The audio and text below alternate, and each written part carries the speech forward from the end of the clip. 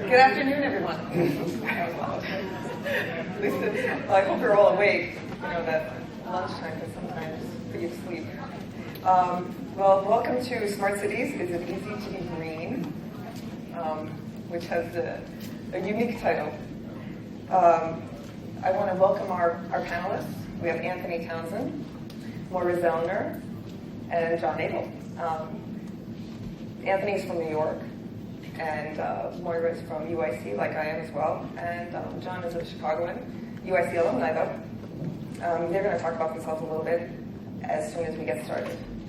I also want to welcome all of you and thank you for coming. And we're very grateful for UIC, for CUPPA, and the sponsors of the Urban Forum for making this happen and bringing this topic to the forefront of the forum. And so I'd like to start with Anthony. Go ahead. Well, hello. Welcome back from lunch. So the first thing I want to point out is that the two titles that you see in the program, I recently quit both of those jobs, so neither of them are appropriate. Actually, the NYU job ended 2 weeks ago, and the Institute for the Future job ended almost 2 years ago, so it's partly my fault that that's out of date. What I'm doing now is working on a number of consulting engagements, but main focus is working with a new startup called Sidewalk Labs that you may have heard Larry Page, chairman and co-founder of Google, or chairman and CEO, co-founder of Google, announced this summer. It was being run by Dan Doctoroff, former deputy mayor for economic development of New York City. And we're basically trying to turn this whole smart cities movement into a business and to leverage the kind of consumer side of the tech industry to invent technologies of the future. If you have read my book, which is called Smart Cities, very easy to remember, you'll recall that I was super critical of what the tech industry was trying to do in this space. And one thing that's notable is that that was mostly what you would think of as enterprise-facing tech companies. So these are tech companies that sell technology to other companies like IBM and Cisco and Siemens. They don't sell to us directly. Very few of us. If anybody in here has ever bought something that IBM made, you probably just dated yourself to the early 1980s. IBM doesn't really sell stuff to consumers anymore. But now that Apple and Google, and to a degree Microsoft, and companies like Nest and Uber and whatnot are getting into the smart cities business, it's changing very quickly. That's one of the things we can talk about today. About 6 months ago, Michael Pagano, who's the chairman of the Urban Forum, contacted me to write the paper for the session. I kind of scratched my head, and I looked back at my CV and my website and my publications and said, why does this guy think that I am an expert on the urban environment? It took me a while to make the connection. I knew that they wanted to focus on smart cities and focus the environmental discussion around smart cities because it's an emerging topic. And environmental benefit has been one of the big claims of the smart cities movement. If you look going back to Sam Palmisano, who was the head of IBM at the time, 2008, when he made his big speech to, I think it was the C40 summit in Germany, when he launched the Smarter Planet campaign and the Smarter Cities campaign, it was all about using technology to make cities cleaner and greener and more efficient. And so environmentalism has sort of been this implicit promise in smart cities really for almost 10 years now. The problem is that there's very little evidence that any of that's actually been delivered. So that's one of the things that I examined in this white paper, and you can check it out on the conference site. I was really just trying to explain the global context in terms of urbanization, but also the spread of computing off the desktop into mobile devices, into embedded systems, and what computer scientists call ubiquitous computing. So I like to think of urbanization and ubiquity as two big trends shaping the 21st century, and they're actually influencing each other very strongly. So ubiquitous computing is going to allow us to run and manage cities of 50 million people that we couldn't do before, in the same way that the telegraph and mechanical tabulators allowed us to keep track of cities like Chicago when they were booming during the industrial age. It's a market, too. This isn't just about civil engineering and architecture. This is about capitalist expansion. And the market forecasts keep quadrupling every year. So the first estimate that I wrote about in the book was about $100 billion a year for the smart cities market by 2020. By 2011, that was $400 billion. By 2012, there's a study for the UK government by Arup, a global consultancy, that it was $400 billion. And then about a year ago, Frost & Sullivan, another consultancy, said, no, it's actually $1.4 trillion a year by 2020. So every time I turn around, there's another study that says the smart city market is 4 times bigger than it was the year before. And these are just the forecasts. This isn't the market getting bigger. This is the expectations getting bigger. So I think it's important. And just in closing, there's 3 areas of intersection that I outline in the paper between the smart cities movement and the urban environmental movement. The one is around efficiency and the idea that we're going to essentially reconfigure or reprogram or retrofit our infrastructure to use it more effectively. And that's going to be the main, environmental benefit of smart technology. And you see this through things like Zipcar is a great example, right? We can use the capital-intensive assets of automobiles more efficiently by simply letting people share them more effectively. We see this with smart grid technology. We see this with congestion pricing. Why build new roads when you can just use market allocation to spread out the demand more effectively? Second area, which is really interesting, it's emerging, is the whole area of citizen urban science, which is kind of the latest iteration of a long tradition of amateur participation in scientific research. There are certain fields like astronomy, ornithology, bird science, meteorology, that would not be in their present state or anywhere close to it without participation of massive numbers of amateurs in collecting data and even doing original science and participating in discoveries.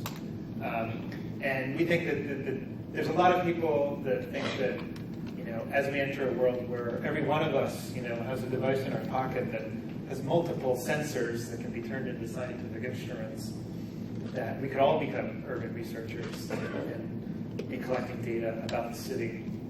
And that helps us right at the time that we have this major crisis of urbanization that needs better understanding.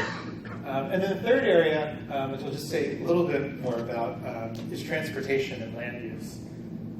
It's because it's an area that I'm thinking about quite a lot with my work with Sidewalk. We're also in New York right now engaged in our 4th regional planning exercise in the last century, which is sort of a civic association that every quarter century goes and says, all right, well, what are the New York region's long-term needs? And a lot of what we're thinking about is how transportation, technology, and innovation is going to change the long-term mobility and settlement and land needs in the region. And so just to take an example, you can go on any planning blog or website now, and the transportation nerds are just agog about the possibilities of things like Uber and Lyft and ride-sharing and e-hailing to fill in gaps in transit networks in the United States. And you see this nowhere more clearly than in the Bay Area, in San Francisco, which has always had an underdeveloped transit system. Lyft, which is the main competitor to Uber, for those of you who don't know, electronic hailing service for taxis. They launched a service called Lyft Line, which lets people share the taxi ride. And it instantly became a very popular feeder service for Caltrain, which is the main commuter rail line that runs from San Francisco to San Jose and takes Google and Yahoo people to work every day. I used to take it to work in Palo Alto when I lived out there. It's a great train service. It's just impossible to get to because of NIMBY California land use. Nobody wants the rail stations near their house. And the bus networks that feed it are underdeveloped. Has anybody ever tried to ride a Unibus in San Francisco? Yes? So, okay, so you guys know how pleasant that experience can be. Lyft, 30% of Lyft line rides in the Bay Area now either start or end at a Caltrain station. So Lyft line, the service that was basically deployed with the flip of a switch and a piece of software, has become the de facto feeder transit system for Caltrain, which is this massive, capital-intensive public rail network. And I think that kind of public benefit that you get from private innovation in transportation is the kind of thing that we're going to be seeing more and more of every single day, alongside all of the very difficult to manage disruption of say, like taxi monopolies and things that we've seen in Uber. So there's a lot going on. It's going to challenge how we think about, where people live, the densities we can achieve, the impact that that has on the environment, and the outcomes that produces for our regions. But it's all going to start with, the kinds of decisions that people make when they're writing these little apps in a laboratory somewhere. So it's complicated, and I hope we dig into a bunch of the stuff in the panel. Thanks. Thank you. Moira? Thank you. Hi, everyone. I'm Moira Zellner. I'm a professor here at UIC in urban planning and policy, and I also have an appointment at the Institute for Environmental Science and Policy. I come at this to this panel from a very different angle, I guess, but I'm sure we'll converge. I started out as an ecologist in Argentina. That's where I studied. And then I came to the U.S. to study urban planning because I realized I didn't know that much about human. And it's kind of important. I also came here to study methods in complex systems modeling. So when I think about smart cities and technology, and especially thinking of electronic gadgets and things like that, essentially I use some of these technologies to create models of how people make decisions about land use, transportation, consumption of natural resources, and how when they make those decisions, they're actually interacting with other people making similar or different decisions, and they interact also with environmental processes. And most of these interactions are kind of hidden. They're not really out in the open, or people are very aware of them. So we might have a sense that we have a problem, say with climate change, but we're not very clear about how our own decisions right now are being part of that problem, or causing a problem, or can be part of a solution. So how I use these gadgets. I build models to help me understand and question assumptions about what is green. And so there are many assumptions that we make about what is environmentally beneficial. So for example, there's a lot of discussion about how cluster development is good. And before people start throwing things at me, I'll just say that, I studied that in a little bit more depth to try to understand in the context of, say, for example, groundwater supply, how, density might be a problem, actually, for groundwater sustainability. But it really depends. It depends on, if you're talking about clustering development, so high-density development, how big that cluster is. Or if they're kind of like not that big, but how distributed they are in space in relation to an aquifer. And that makes a huge difference. All of those things make a difference in impacts. We also make assumptions about green infrastructure, for example, and how it can address the problem of urban flooding. And we have these expectations about how these things are going to work. But then when we actually model that in practice, we see that they often don't work the way we assume. Doesn't mean that they're not the solution or part of the solution, but we have to have a little bit better or deeper understanding of how these interactions work in space and in time. So that's how I use modeling to look into those questions and examine them a little bit more. But it doesn't end there, because I can, talk about this to people and, they might not agree with me. And I show them the model, but they won't necessarily understand my model. And so a lot of my work has also been about creating ways, not just models, but different kinds of interfaces and ways of interaction with those interfaces. Also some, gadgets that can be electronic or not. Some of them are paper-based. But that let people come to the table and look at the processes that we've modeled and understand the problem a little bit better and filter the outcomes or the outputs of those modeling simulations and make sense of them according to what they understand and what they care about. And so by being able to look at, say, for example, the effect of flooding on, how many basements are damaged, or how much it costs to install green infrastructure in a place, or how much flooding I've been able to reduce, flooding downstream or wherever. People who have different interests might say, well, this scenario of green infrastructure is really good to me, but it's not really good to you. Let's have a conversation about why that is and how we can design different scenarios differently together. And so what we've seen is that, that really helps people understand the problem, understand their role in the problem, come up with solutions that they can live with. Because again, we can let a computer crunch a whole bunch of data, but if people don't buy it, then, what's the point? We're not going to move forward. And that's really the goal, and that's what I want to bring to the discussion here, is that the goal is change for the better.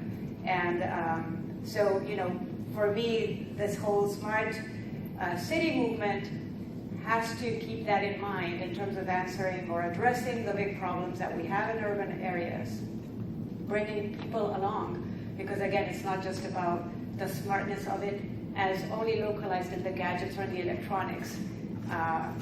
It's also about the humans and how humans make decisions and how they use that information coming from this technology. Great, thank you, Maria. John?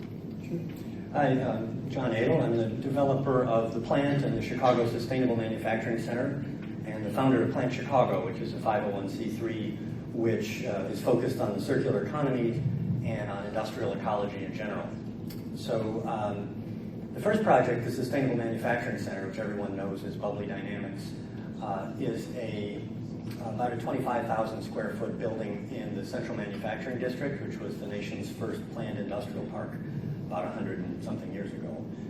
So over there we experimented with computer-controlled mechanical systems and fairly traditional green building technology at this point. The plant, however, is a whole new model that looks at ways to take the output of one process and make it the input of another process. So closing whatever loops we possibly can, and that can include things like carbon dioxide from brewing, waste heat from grow lights, waste oxygen, money, all kinds of things that can be circulated as closely as possible. So the plant is a food business incubator. It's exclusively food focused, and so we have, I think, 7 farms on site, 6 of them being for-profit farms. One is our nonprofit research and education farm. We have 2 bakeries, a beer brewery, a kombucha brewery, a cheese distributor, a spice company moving in. We have some others that I'm forgetting right now, but it operates as a community of small businesses. Ultimately, technology can help those small businesses by being co-located in a facility that can take advantage of each other's waste streams to have economies of scale that would not be available if they were operating on their own in a smaller space. So what we try to do is we try to look for ways, even if you're only shaving 10% or a very small amount of a company's cost for, let's say, disposal or some input. That input can be heat. There's a lot of different things that we can do to help those small companies be more viable. So we also look at, Anthony mentioned citizen science, and that's a big part of what we like to do. On the nonprofit side, in Plant Chicago, we have a lab right now, and we're building out a larger space that we call the lab, which is more of a maker space, and that will have work tables and sinks and tools available for citizen scientists, for researchers to come in who have an idea about a bioreactor they want to build. So right now we have a couple of versions of algae bioreactors operating, for instance, that are consuming shrimp waste from a shrimp farm in our basement and turning it into growing spirulina right now just using natural light. But there are ways to harvest waste heat from that process of growing the spirulina. Right now we take the algae at the end of the process and we dry it out and we feed it to fish in our basement. We're looking for ways to fix omega-3s in farm-raised fish. That's one of the things that we can contribute. The plant is at an interesting intersection where we're not a university, we're not a corporation. So if we have an idea, since I own the building, I'm okay with cutting into a wall and tying into an HVAC pipe or a water line or something like that and seeing what happens. And that's a unique position that we're in, where we're not constrained by normal research methodologies. We don't produce white papers, but what we do is we try to open source everything that we are working on. And it's very hard to do the work and open source it at the same time, but ultimately all of what we're doing, we're trying to make freely available to encourage other people to do similar things. So right now, for instance, we're working on a project that we're calling it Demand Control and Visualization for our electrical usage. So we've built our own smart metering system within the building that's looking at gas, water, and electrical usage for all of the tenants and all of the spaces. And all of that data is pushed in real time to the web right now. So we have this continuous data stream. So the next phase of this is to build probably a simple wireframe model of the plant that on the web you can spin around and in real time see what all of the waste and energy flows that are operating are. So just by line weight or color and knowing whether there's power flowing into the grid or out of the grid and where it's going between different businesses, between the brewery, etc. So that information, when we can lay bare what is waste, what we used to call waste, and how much energy is consumed in all of these different everyday tasks in production, particularly food production, then people can understand it. Because right now it's so abstract that it's very hard for people to visualize what's going on in any given building. So doing that is the first step to creating friendly competition among tenants, for instance, among food businesses, to see who can conserve the most energy, who can shave their own costs, and ultimately, for a small business, a lot of this goes down to the bottom line, and that's what they're mostly concerned about in many cases. I mean, our tenants tend to be a little bit more enlightened than that, but in reality, you've got to try to reduce that bottom line on your energy costs, and that's what's going to, unfortunately, the one thing that's probably going to spur the most change. So if we can provide that data stream and that information to people, and maybe it's as simple as a panel on a wall that changes color depending on your behavior.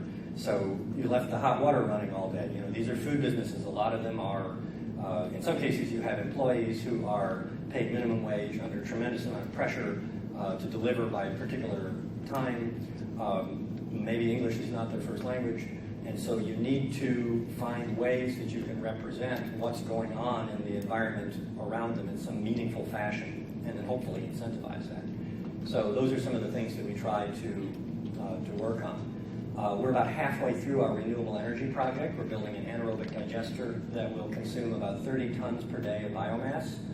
The plant only produces a very tiny percentage of that, but we'll be working with a disposal company, a fairly enlightened one, to gather food waste mostly from grocery stores, breweries, and other producers, industrial producers of food waste that will go into the digester. The digester makes biogas. It also makes digestate, which is a solid and liquid, which is a saleable product. It's something like compost and compost tea. So then we'll take the biogas, burn it in a genset, an engine, and make about 370 kilowatt hours of power continuously. And that electricity will power everything in the plant and beyond. And then anytime you make electricity, mostly you're making heat. That's the primary product of making electricity, or byproduct. That heat can be used not only for heating a facility, heating greenhouses, but it can also be run through an absorption chiller, which is a very old piece of technology. I think 1860s it was invented actually, but that will provide cooling. So those are some higher tech solutions that are tied to the waste stream. But ultimately what we're looking for is low tech solutions. Taking fermenter CO2 from the brewery, what do we need to do? We need to just filter some yeasts out of it? Do we need to compress it? No, probably not. We just need to filter the yeasts out and blow it into either the water and aquaponic growing systems or into a greenhouse or a grow room. There are very simple things that can be done that will boost the productivity of those farms within the building. And so those are particularly the types of projects that we like to work on. How can we easily, inexpensively, and replicably, I can't say that word, can we do that so that other people can take a piece, maybe it's not everything that we're doing, maybe it's just a slice and apply it to something else, either at the grassroots level or even at a corporate level. And so we seek to create these examples that we just push out there and hope that other people will adopt them. Thank you, John. Thank you. A little bit about me as well before we get started with the panel discussion. So at UIC here, I'm an environment behavior scientist, but I work specifically for the Energy Initiative, but I also wear a couple of other hats too. So I teach also in sustainability, and I build sustainability curriculum here at UIC. And so that's kind of my background here at UIC. I have degrees in architecture and environmental psychology. And my specific interest here as well is really it's behavior and how energy and behavior intersect and how technologies can affect that kind of behavior. Electrical energy is something that we all take for granted. So, we turn on switches, we turn on electrical gas appliances, and we have no idea where it's really coming from, how it's getting there, what are the processes it goes through in order to give us the electrical energy. We're much more familiar with pumping our car full of gas, and we understand the gallons that are going in, and we understand the dollar figures. But there's a real disconnect between whether it's transportation, water, food, other manufacturing. Those are the processes that we're disconnected from when it comes to how it can affect us or globally as well. So it can have multiple scales of impact. There's also a dissimilarity. Most human processes are linear. Natural processes are circular. And so there's lots of examples where even in science they're trying to emulate natural processes because they're more realistic and they are sustainable. And so ideally a society that is going to be ecologically sustainable needs to come up with a circular system. So how can technology potentially benefit that? So if I had to define the smart city concept for myself, then I would think about how technologies not only collect data and use it for predictive or analytic reasons, but also enable or influence behavior. And these are steps to our holistic approach. So it's about bringing, I think Maura said, to positive behavioral change and also at the same time increasing awareness. So at this point, I'd like to ask each of our panelists to define what their concept of smart cities is.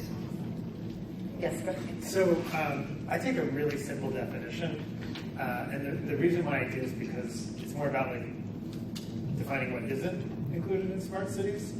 And so I just use a working definition of it's a community where new digital technologies are being applied to address timeless urban problems. And the reason I define it that way is I think the digital technology is a thing that's new and of great interest. It's created tons of value. It's changed our lives in many wonderful ways. And I think it has great potential to enable new solutions to the challenges that we face as cities. That said, it's not a silver bullet. And the other thing I should say is that it's going to be a part of any solution to urban problems going forward. Even if it's just I'm using my smartphone to call the artisanal composter that's going to come over and fix the problem. Technology is going to be involved in every single solution, no matter how we implement it. But the second half of it, the timeless urban problem phrase, I think is important too, because I'm very much a student of people like Christopher Alexander, who wrote this great book basically in the 70s arguing that we've solved every urban problem hundreds, if not thousands of years ago. We just don't use the solutions. And we have to use the solutions that we have. We have these timeless ways of building that can actually solve most of our urban problems. So I think it's important to keep in mind that the problems we face really aren't that different than the problems that, say, ancient Roman city managers faced, or ancient Chinese or Babylonian city planners faced. We just have a different set of tools to address them. Did they have gangs? Gangs? I'm sure they did. They were probably the people in charge. Moira. Sure. Yeah, so I that got me thinking. I don't know that I agree. But anyway, so building on what Elizabeth was saying earlier, I just want to make a distinction between data, information, knowledge, and wisdom. And so I think that we tend to emphasize data a lot when we talk about smart cities. And I think that the focus is on management, which is more short-term perhaps, but I'm thinking also planning as a longer term and maybe kind of larger sets of problems. Again, going as global as climate change. But thinking of, data is a building block, but data by itself is not meaningful. We derive meaning when we create information out of that data. But then even that, what do we do with it? Kind of like what Elizabeth was saying, is it changing action? And so that is the realm of knowledge. But even then, I will go even further and say, are we learning from this? How are we learning from past experience? And maybe that kind of connects with what you were saying, Anthony. So are we wiser?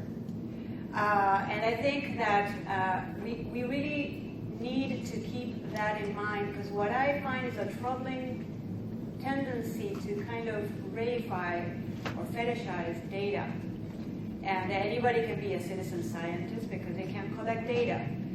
But that doesn't make it useful or meaningful or something that can really change our action or behavior and can help us learn how to do things better. So, I say this, sending out there a huge cautionary note to not lose track of the big problems that we're trying to solve as we're using these and creating these new technologies. And, I can think of a metaphor or like a comparison of, the car is a technology. And the idea of creating a car and using a car was so that humans could get to places in cities, but we ended up building cities for cars. And let's not do the same thing with data. That's great. Thank you. Sure. To me, the smart city has a lot more to do with working into a more logical framework in terms of transportation, in terms of land use, and thinking more about where does energy and where does waste go, and then using technology to assist that process and connect those things, as opposed to having it be a be-all, end-all, means to some new thing. So essentially, what I'm saying here is, we know that we have to eat. We know that we like to wear clothes. There are certain things that are not terribly likely to go away. And how can we make those things function together better? We have, again, built cities around cars, which has been an absolute disaster. How can we bring jobs back where people live and not have people commuting enormous distances? How can we avoid transporting food enormous distances? That's one of the single biggest problems that we work on, is the average vegetable travels 1,500 miles to Chicago. That's pretty silly. Why can't we grow those within walking distance of the employees?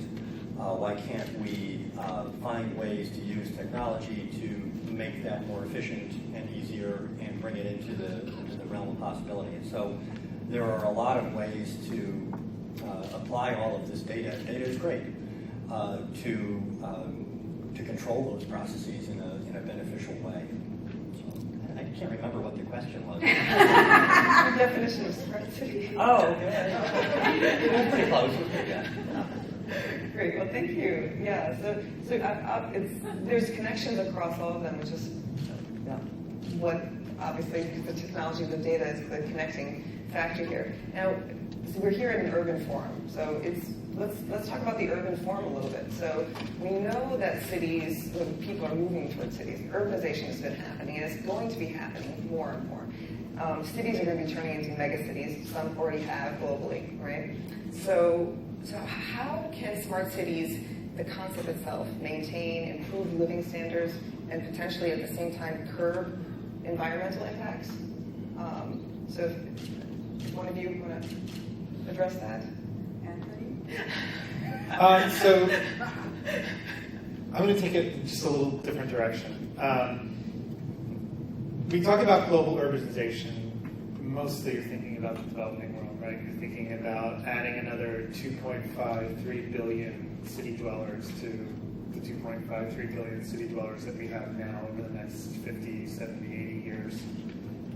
And people often forget that there is going to be urbanization continuing in the developed world, and it's almost exclusively going to be happening in North America, which I think is really interesting. Because the U.S. has to add 90 million people to its metropolitan areas in the next 35 years, which is basically a third more than we have now.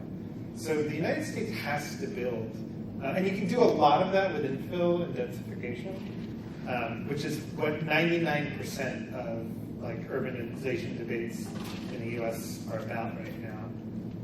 But there's going to be new towns. There are going to be new communities built in the United States.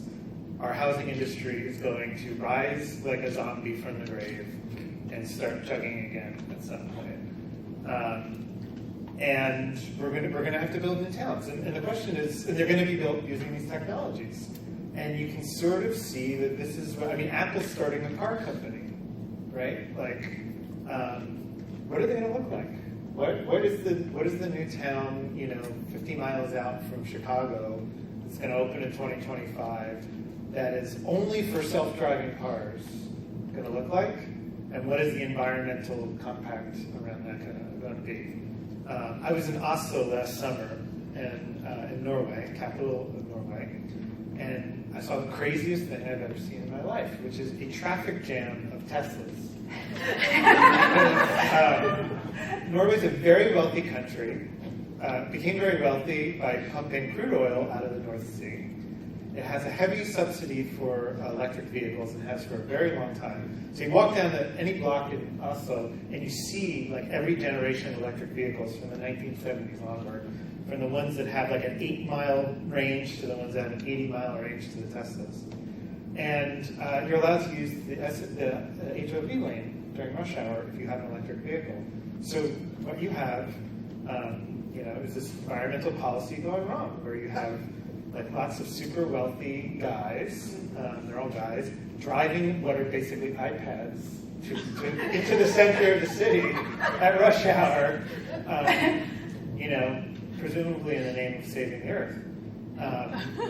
If we let the market dictate what these new American towns are going to look like, that's what they're going to look like. So anyways, that's my urbanization. Great. Well, Sticking to it. I'm not sure it's going to be a very smart city. So there's potential there. There certainly is potential. No, but see, building on that, the first thing that came to my mind when you said that, when you had that vision, I'm like, why? Why do we assume that we're going to grow that way, that we have to grow? I would challenge that. Because the problem I see with that is that we don't really know what we're getting ourselves into. When we are talking about we're going to grow, and so we have to get ready for it. Well, guess what? We get ready for it, then it certainly will happen. And then once it happens, we're there, and we're in trouble. And, being in a Tesla is not the worst thing that can happen, in congested, they are stuck in traffic in a Tesla. But, there are much worse things that can happen. And so what I would like to see, that would be my vision. It's a more modest one in the sense of the technology, because it's not as fancy. But it is really using digital technology to anticipate if this is what we want, if this growth is what we want. What could it look like? What are the consequences of that now? When we see that, do we really want it? And if not, what else do we want? And so for me, that would be the link that I would like to see between smart cities and urbanization.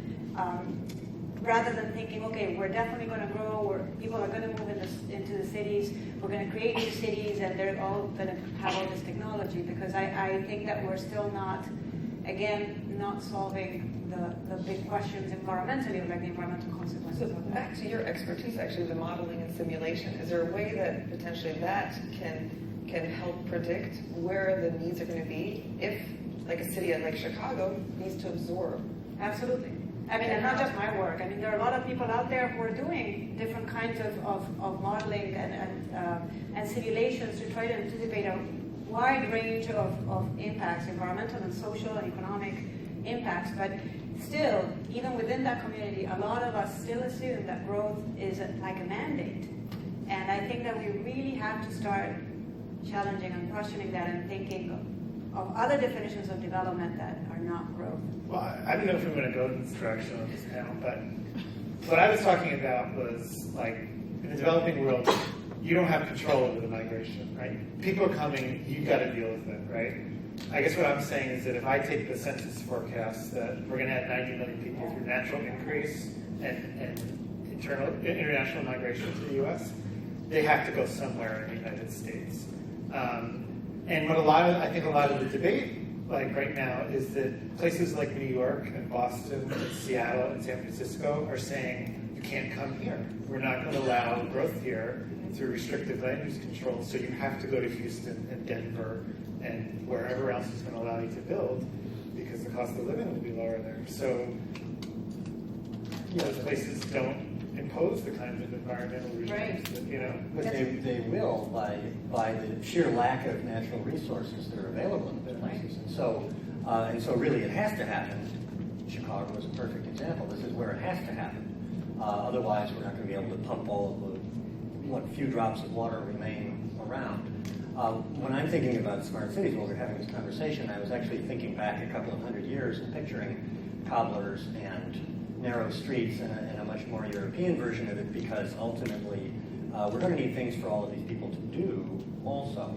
And so the centralization of production off in greenfield locations doesn't work. I mean, it's more efficient and people make more money, certainly, but it ultimately doesn't work as well for the consumers of the products and the people that need the jobs. And so we have to look a lot more closely at encouraging smart growth through small businesses, through encouraging entrepreneurship, and removing some of the barriers. There are so many political and so many licensing and zoning barriers that our municipalities throw up that prevent people from starting their own business and doing some simple, small thing that they can do. And I know there are many sides to this argument, but ultimately, what I would most like to see would be people not traveling as far, goods not traveling as far, and more things being made right, below where a person lives, for instance. I'm kind of a history buff. That works too, because historically, there's been trends in the way cities have been developed and planned, right? So infrastructure plays a key role in that.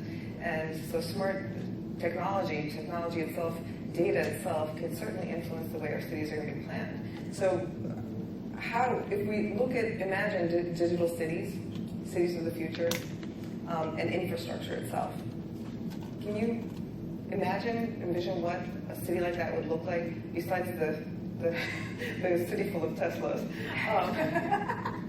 What it would look like in 20, maybe actually 50 years, 20 years, maybe there's not so much change, but maybe in 50 years there's a tremendous amount of change. What would that look like with the amount of data and technology that we would have developed at that point?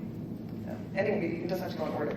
I don't know, I'm just sort of picturing the model of relay rides, or you mentioned Uber, and those shared resources, and using that information continuously to connect the person who has excess capacity in whatever it is that they're doing with the person that needs it. And so making those small businesses much more efficient by sharing resources, essentially. And I think that would be one direction that we ought to go. Okay. Any other? Yeah, I mean, I think part of the reason why I think the Tesla thing is the only way to think about forecasting a future city, because what's changing is the logic and the programming of the city, not so much the physical. Like the 20th century was all about like ripping up neighborhoods and putting in big infrastructure for cars, right? Very visible, very visceral, very physically disruptive. This is like about just flipping switches in data centers. And so all of a sudden, taxi cabs show up somewhere else, and people do something else, and lights go on and off at certain times that they didn't before. And it's so much more, we have the modeler right here can explain to us just how insanely complicated dynamics of this kind of systems are. You're going to be busy for the next 100 years trying to figure this stuff out, right? Every university in the world is setting up a shop to do urban simulation and dynamic, urban modeling, and because it's going to be the business of urban studies in the future. But it's impossible to forecast. I find it's very difficult, and that's why all the progressive ideas in planning are all about adaptability and resilience and contingency, because it's the only viable way forward. Right. So you don't necessarily see any infrastructure changes, so any systems changing? I think there will be, but I just do want to make a point and a distinction between forecasting and anticipating. And I think that we can, I don't believe in forecasting precisely for the reason that you're saying, and because there's so much complexity, we can go in, there can be so many bifurcations and going in different directions. But I think that you can still build simulations to look at what those bifurcations might be. Now, I'm not that creative in the sense that I cannot necessarily tell you, what I think a city in the future might look like. But, if you give me some parameters, I can model it and just see, what are the ranges of possibilities. But I do think, and then, we've been doing work. I see Tom back there. Hi, Tom. Tom Tighe, the director of IESP here at UIC. And we've thought about this for a long time in terms of resilient infrastructure, and other people have been thinking about this too. But I think that there needs to be a response to this idea of adaptability, and the infrastructure has to go with that. But the way that we plan for it and build for it is so rigid; it's just impossible to be adaptable when we're doing infrastructure the way we're doing it now. So if we are thinking of smart cities as resilient cities, sustainable cities, then we're going to have to start adopting different kinds of practices in terms of how we plan. Helen Kuklelis was saying this in the workshop that Tom organized 2 years ago already, 1 year or two, that the process for planning infrastructure, it takes so long. By the time it's finally built, it's already obsolete, right? And then it's stuck there, concrete and steel, whatever. So it's it's all wrong, for the purposes that we're thinking about. So things, I hope, will change in that respect. Now, what they're going to look like, maybe we need to look into the third world to see how to break things down easily. Well, it's funny, in New York, in the context of this third regional plan, we're fighting this battle over the Hudson Rail tunnels, which, if you've been following, it's been going back and forth, but we're at risk of cutting off New York City from the continental United States, because we can't get our act together to fix the rail tunnels under the Hudson River. It's a big thing about fragmented government and whatnot. One of my colleagues, is like, Anthony, you have to understand that transportation planners, they live in a world of polyester and concrete. Polyester is what they wear. Concrete is what they build. And it's this mindset that they're stuck in the past. They really are stuck in a world where capital planning happens on the 20 and 50-year cycles. And then, I spend the last year cataloging the billions of dollars of Silicon Valley venture capital that's going into thousands of startups that are flipping switches to turn on carpooling services and bringing gyroscopically stabilized electric motorcycles to market that have app stores that you can buy new behaviors for your thing. And you can do some forecasting and figure out who's got the upper hand there in terms of agility and ability to attract talent and make the case in the market for people's dollars. And it's scary. So So how do you get those planners to embrace, those transportation planners to embrace smart technology? I mean, individuals, we can. As institutions, it's incredibly difficult. So then who really is benefiting from these smart technologies? There must be disparities. Oh, absolutely. I think. And so maybe we should talk about that a little bit. I think it's driving a gigantic gap, wealth gap, absolutely. And if we don't do something pretty darn fast, it's just going to get worse and worse. So how do you do that? I have no idea. But actually, I do. Then tell us, please. Sure. But I think that a big way is to try to bring the technology back to more close to people. And one small example of that is something like food production. Nobody has any idea where their food comes from unless they either produce food themselves or somebody in their family does, or how it's grown, for instance. And I think just having examples, local examples within a city of how, where food comes from, how things are made, allows people to be able to make judgments for themselves about what they want to support. And I think it's a good starting point.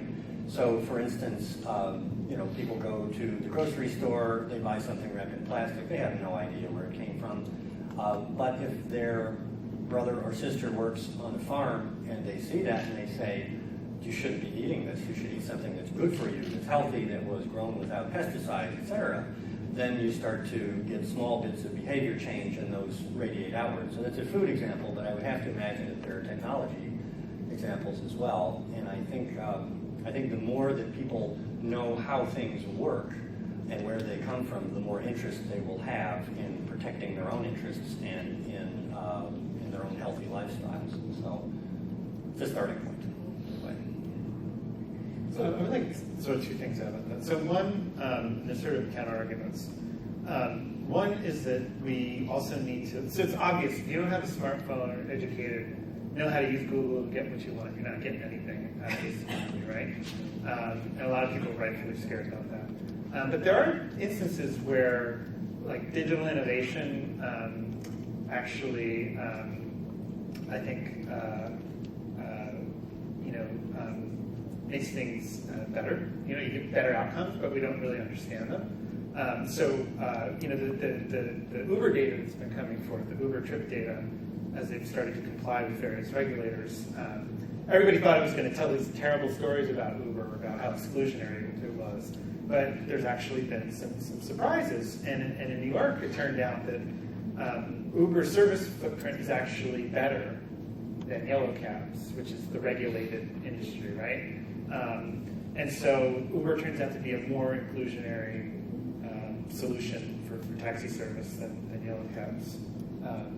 And everyone's like, wow, how do we scale that and take advantage of that? You also get things like the release of property data all around the world has actually, in many cases it was done to try to empower squatters to take land title, or empower community organizations to buy tax delinquent lots and stuff from cities and revitalize neighborhoods. Instead, it's actually empowered speculators. And there's a lot of evidence that open municipal data is like the most useful thing for small-scale gentrifiers that has ever happened, by powering things like WalkScore and Trulia and all kinds of stuff like that. So we got to understand the consequences of these technologies. So it seems like there are opportunities where smart technology can level the playing field, I guess, and close the gap maybe. But it's very limited at this point. So very limited, and I think that we have to be really very careful about how it's used. But then that means, do we control it? I mean, it raises a whole lot of questions about how do we protect people, given these technologies, and it's very hard to do precisely because these technologies are about decentralizing, right, and distributing knowledge and decision making. But I think that there's another aspect of inequality or disparity, and it's institutional. And the fact that there are certain organizations, certain entities that have access to a particular technology, and by just the virtue of having that technology, whether they use it well or not, they can attract funding, they can attract resources to do things that, again, are not necessarily the best things, the right things. Not that they are bad intentioned, it's just that they're maybe prioritizing the technology, but not necessarily the solution building. Right. Yes. And maybe other institutions that don't have the technology have more of the solution building in mind, but they don't have access to the resources to build those solutions. Maybe there's opportunities for collaboration. I certainly hope so. So back to something Anthony mentioned before, that not everyone has mobile devices or access to the internet. So how do we make it something that's more accessible then? So how can we infiltrate those areas and help the smart city component be really equal across? I think this is one of those cases where we're seeing with the schools, for instance, going to corporate schools from publicly owned schools. I think that having public ownership of a lot of that infrastructure is going to be possibly the only way to prevent that economic disparity and that gap from happening. So it is a lot cheaper, I think, to build an extensive network to connect people than it is to build an interstate highway system, for instance. I mean, it's a lot cheaper. And so if we're able to build the interstates, why can't we provide all of the bandwidth? And as devices become cheaper and cheaper to manufacture, there's no reason why we can't put them into the hands of more people in order to level that playing field. I met a woman from Kenya who had designed an app for farmers that told them where they would get the best price for their crops. And so she was putting very inexpensive devices in the hands of rural Kenyans that were connected to a central server. And now they knew whether to take their crop this direction or that direction, and where what would benefit them the most. And there are some simple, very inexpensive ways of doing that, and that's just an example of pulling it away from the people from the haves and kind of getting into the have-nots in that situation. So you just have to look for those opportunities and make sure that they don't get snapped up or stomped on. Right. So. Yeah, I'd say I think the de Blasio administration in New York has been doing some really interesting things to try to promote, to sort of finish internet access and take it off the table as an obstacle to digital inclusion. The two biggest initiatives have been the MiFi lending program at the public library. So they've taken 50,000 4G to Wi-Fi gateway devices, put them at the New York Public Library, and you can essentially check this device out and take it home. And it's a hotspot in a box that any New York City resident can use. I don't know, take it home for like a week. Which eliminates this whole problem of distributing free internet access at schools, which is, schools are open 180 days a year, a couple of hours a day. Like, it's the worst place to distribute free internet access because it's never available.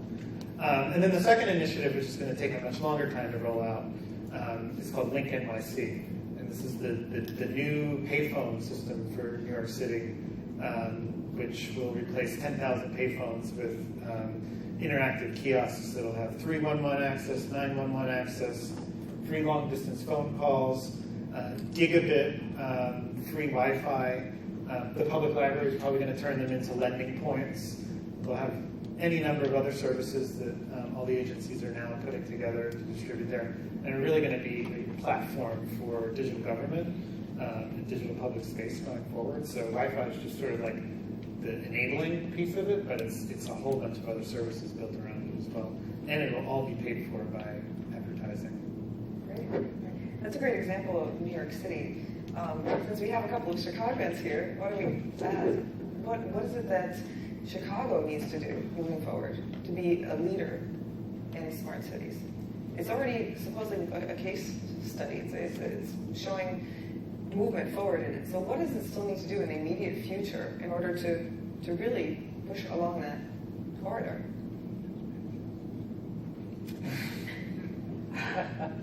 Work more closely with UIC. Yeah, I was going to say that the knowledge is there.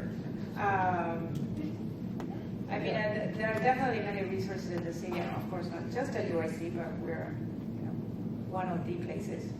But really, there is a lot going on in terms of generating ideas and having the analytical capability to anticipate, to simulate, to analyze possible impacts, create, also have the creativity to come up with new ideas and for the future. So I think that there's definitely in Chicago a lot of resources, in not just definitely not here, but there are many non-governmental organizations in this region. And I know that the city is working with a lot of the entities in the region. So I think that sometimes it's just hard to coordinate all of those efforts. But there are many things going on that we can certainly build on. Great. Absolutely, there's a great deal going on here, and I think our city government pays a certain amount of attention, but we need to pay a lot more attention to what people are saying and doing, and try to pull from that. And it's not an easy thing to do necessarily, but there is really I can think of a lot of very good examples of people doing innovative work in Chicago. In my case, particularly people I know around food, and Chicago's always been a food city, and so it would be the simplest thing to do would be to streamline licensing for small food businesses, which is preventing an enormous number of people from getting into those businesses because they can't navigate the licensing process because it's brutal, absolutely brutal. And so removing a certain amount of regulation of small businesses would be one way to encourage innovation, and then looking to universities and looking to the innovators and asking them, what do you suggest we do? And then do it. But also just to add to that, though, a lot of the innovation capability is in the people. Yes. And so really having a way to bring different kinds of people together and generating, fun events where people just come up with new ideas and just going crazy with that. And there are many examples in other cities. I think that even here in Chicago there are few examples, but I think that more of that would be healthy. Would be good. And collaboration across them. Yeah. I think that's pretty much key to making it Chicago working together toward that future. Absolutely. We do have a few questions from the audience, and there might still be a few more minutes if anyone wanted to fill out cards. I think somebody's going around to collect them, and so please hand them in. So I'm going to start with some of the audience questions. I love the example of Uber or Lyft, but these are not new ideas. Developing countries use taxi shuttles as modes of transportation that are cheaper than even public transit. Are these examples of methods for being sustainable that we can learn from the develop? Are there new examples of methods for being sustainable that we can learn from the developing world to create our future smart cities? I would say absolutely, and that's where I think we should go. In these countries, and I would include myself too, because I came from one of those, is, we are used to just not having resources to do things. And so when that's your context, you become very creative of the kinds of things that you can build or do or think about with very little. And so I think that that's definitely the way to go. Well, I think even Anthony mentioned with those new kiosks, there's public-private partnerships there too, and I think those have been key in the last couple of decades as well in moving new initiatives forward. So I think this is one of the reasons why local governments are the level at which you see so much interesting stuff going on. Not just because they're more accountable and all the things that a lot of people have noted, but they have no money. Yeah. They have no resources. And this is true in every country in the world, with the exception of maybe like the Gulf states and like Singapore. I don't know. China, India, everywhere, every place in the world, local governments are strapped for cash. Yet they have citizens who are basically, expecting the same from them that they get from Apple. They want a new phone every 18 months. They want new government services every 18 months. they've been trained by the market to expect constant innovation. And you have these enterprising mayors who are trying to deliver it, and they are coming up with very clever ways of financing them that sometimes like the case of your parking meters here in Chicago, overreach in terms of the sacrifices that they make, but it's really the only way to get. Deployment is sometimes one of the most difficult, whether it's in innovative ideas or even research to consumers. So Yeah, building on what Myra said, also the biggest driver is looking around at what you have, not what you wish you had, and taking advantage of what you have, and whether it's a waste stream or whatever it is, and saying, what can I do with this? And that's that's what you're forced to do by economic necessity. Okay, on to the next question. Are the objectives of the Smart Cities movement best achieved on a municipality by municipality approach, or is there a need for regional approaches as well? It's sharing. It has to be. It comes from all of those places, but they all have to talk to each other and see what best practices they can pull from other regions. Absolutely. Yeah, I mean, it's a really interesting question. I've tried to introduce these topics in the regional planning effort in New York with no success at all. There's an awful lot of sharing between the top tier of cities. Like all the chief technology officers of all the big US cities have a little club that they're in. And globally, there's a similar thing, kind of like the C40. But do they talk to the suburban communities in their region? Very little. It's very, very little. And I think it's a big gap. So there's opportunities there as well. Yeah, that's good to know. And it probably varies from region to region, like you said, as well. So there's some regions, the Northeast, it might actually be too big for that type of collaboration. But perhaps maybe Chicago area, it's a little bit smaller. And the region. Well, I think that regionally there is much more communication between regional and state agencies and the local communities. Mm-hmm. I think it's also that there's a real lack of leadership on this at the state level, which is it's primarily still like a big city phenomenon in the U.S. Right. And like a big city mayor's office phenomenon. Although there are some councils that are more included than others, but I think there's a real lack of state leadership. Okay, on to the next one. Do the expected demographics of urbanizing cities increase or decrease the difficulty of more localized production consumption loops, like the plant? Oh, I think absolutely increases the potential because, the United States is an excellent example of people from all over the world coming and bringing different ideas and melding those together. And so ultimately, we find that immigrants tend to push forward more, better ideas faster. In some cases, they have emigrated because they're looking for change and they're looking for a new way and for an improvement in their life. And that's a primary driver there. And so I think it's a significant advantage to be the place that receives the immigrants.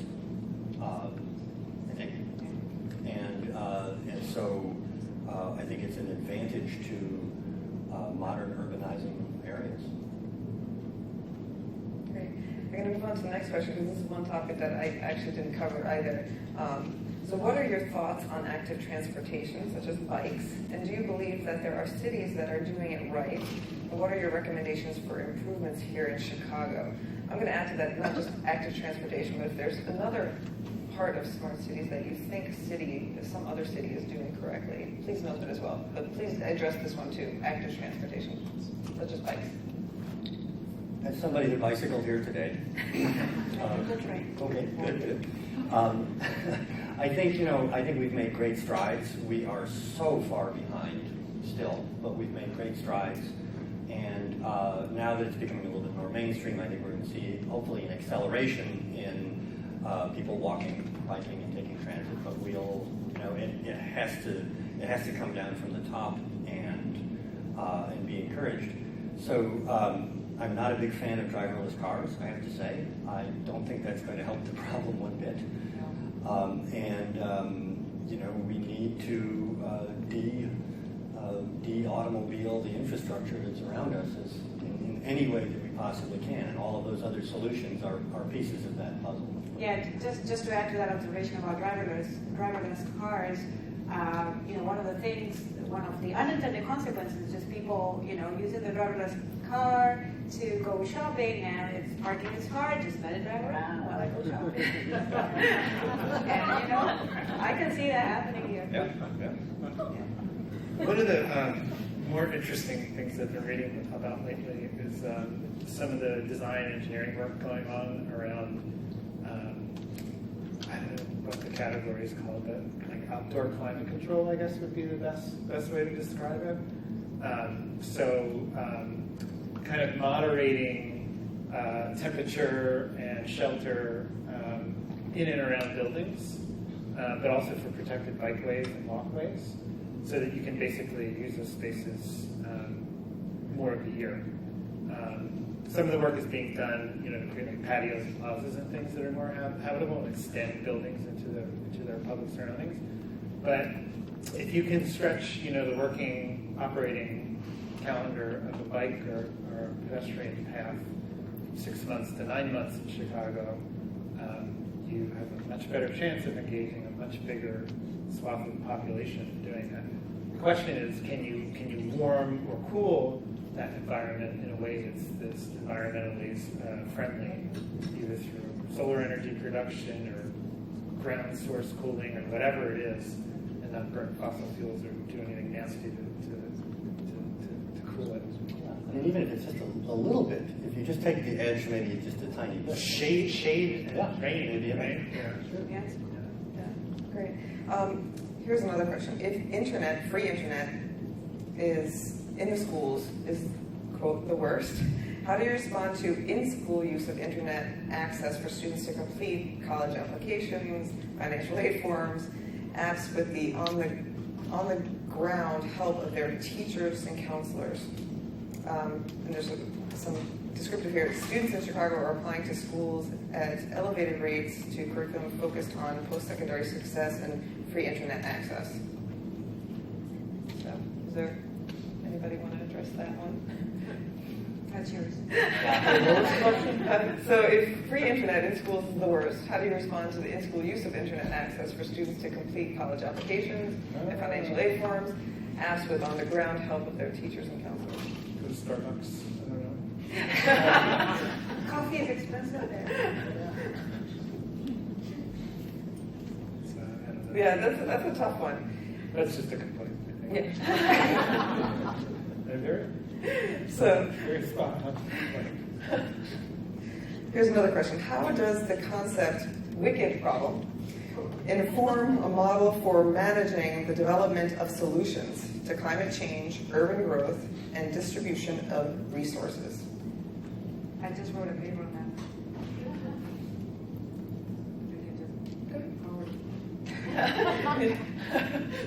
It's on his business card, so I assume that's the person who... Well, so essentially, I mean, there are technologies and modeling techniques right now that help us address some of the wickedness of these problems that have to do with, representing all these interactions that make a problem wicked and unpredictable and difficult to solve because there are so many stakeholders involved. That's kind of like the short version of that, and then I can forward you the paper. Great. Okay, because we're almost running out of time. So here's the last question I have. Is the basis for capitalism, in parentheses, consumption, growth, development, at constant odds with sustainability? Is it the problem, or does it need to adapt to the changes in the environment? Can you say all of it? Is the basis for capitalism at constant odds with sustainability?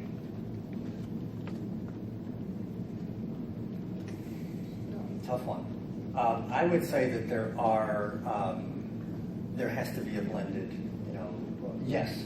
What is blended? Yes. So is it the problem, or does it need to adapt to the changes in the I don't think it's environment? the problem necessarily, but I think that there has to be a really good set of public public process that controls those sorts of Well, things. growth and development can certainly be sustainable. Well, not growth. Development, yes. Yes. Not growth. You could. There could be something called sustainable growth. No. No. I wrote a paper on that too. Okay. So maybe you want to tell us about that. Sure.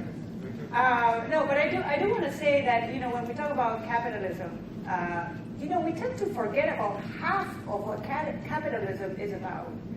And there is a whole section there that talks about government intervention and the justification for it when there are market imperfections. And, there are definitely market imperfections and all of these sorts of justifications for a public process. To come into capitalism, it's all part of capitalism. And so it's not a problem or, a counterpoint to or the opposite of. It's an integral part of. So I just want to remind us that that's the way the theory was written. Yes. And that it's not been implemented that way. Right. Well, I think we've run out of time. Thank you all for joining us.